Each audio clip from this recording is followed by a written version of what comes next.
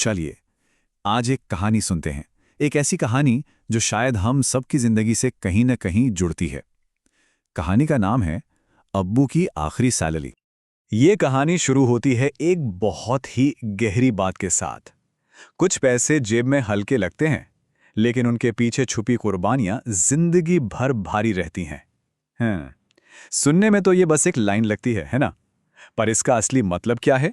चलिए कहानी के साथ साथ पता लगाते हैं। तो कहानी के पहले हिस्से में मिलते हैं इसके दो सबसे अहम किरदारों से, एक बेटा और एक नसीहत। तो देखिए, यहाँ दो अलग अलग दुनिया दिख रही हैं, है ना? एक तरफ है राहिल, बेटा जिसके पास पैसा आता है और फिर उड़ जाता है, कभी कपड़ों पर तो कभी दोस्तों के साथ मस्ती में। उसकी सोच बड़ी सिंपल है, अरे आजकल बचाता कौन है। और फिर दूसरी तरफ है उसके अब्बू, जिनकी जिंदगी का तजुर्बा बस एक बात सिखाता है, बेटा पैसा खर्च करने से पहले 2 बार सोच लिया करो। वक्त का कुछ नहीं पता, वो बहुत जल्दी हरा देता है।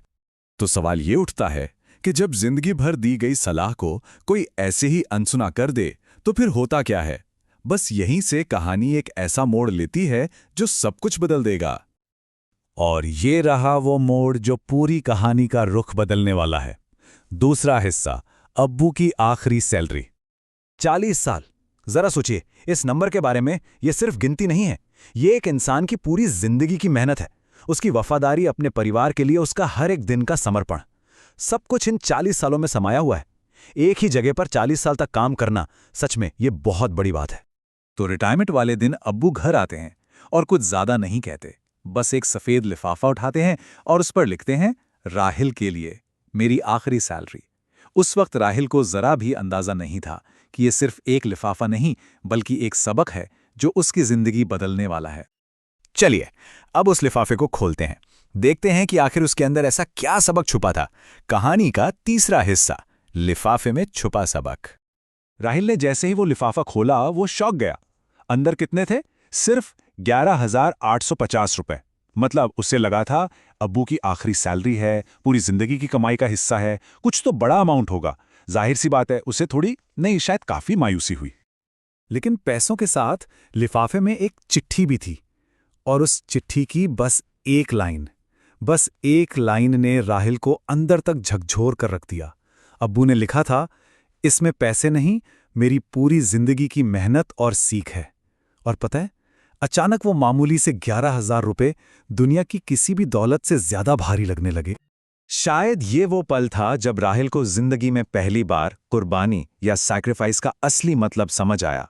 मतलब किसी बड़ी और जरूरी चीज के लिए अपनी किसी पसंदीदा चीज को छोड़ देना। उसे एकदम साफ साफ दिखने लगा कि कैसे उसके अब्बू ने जिंदगी भर अपनी छोटी छोटी खुशियों को कुर्बान किया था, बस अपने परिवार के लिए। और जब ये एहसास इतना गहरा हो तो एक फैसला तो बनता है, एक ऐसा फैसला जिसने राहिल की पूरी जिंदगी की दिशा ही बदल दी। वो रात राहिल के लिए बहुत लंबी थी। वो सो नहीं पाया, बस एक के बाद एक ख्याल उसके दिमाग में घूम रहे थे कि वो कितना फिजूल खर्च था। उसे इस बात का अफसोस हो रहा था कि उसने एक बार भी अपने अब्बू को थैंक यू तक नहीं बोला। पहली बार उसे अपने पिता के त्याग का असली बोझ महसूस हुआ, और वो बस शर्मिंदगी और पछतावे में डूबा रहा। अगली सुबह वो अपने अब्बू के पास गया और उसने 3 बहुत ही सीधे लेकिन सच्चे वादे किए। पहला, मैं हर महीने बचत करूंगा, ये वादा था भविष्य के लिए। दूसरा, मैं आपकी मिसाल पर चलूंगा, ये वादा था उनके सम्मान में। और तीसरा, सबसे जरूरी वादा, मैं एक अच्छा बेटा बनूंगा। ये सिर्फ शब्द नहीं थे, ये एक बेटे की तरफ से अपने पिता को दी गई सबसे बड़ी इज्जत थी। तो इस पूरी कहानी से हम क्या सीखते हैं? इसका निचोड़ क्या है? वो है बचत की असली कीमत। अब्बू की ये एक बात हमेशा याद रखने वाली है, सैलरी बड़ी नहीं होती, आदतें बड़ी होती हैं। मतलब ये जरूरी नहीं कि कोई कितना कमा रहा है, असली बात तो ये है कि वो अपने कमाए हुए पैसों को संभालता कैसे है।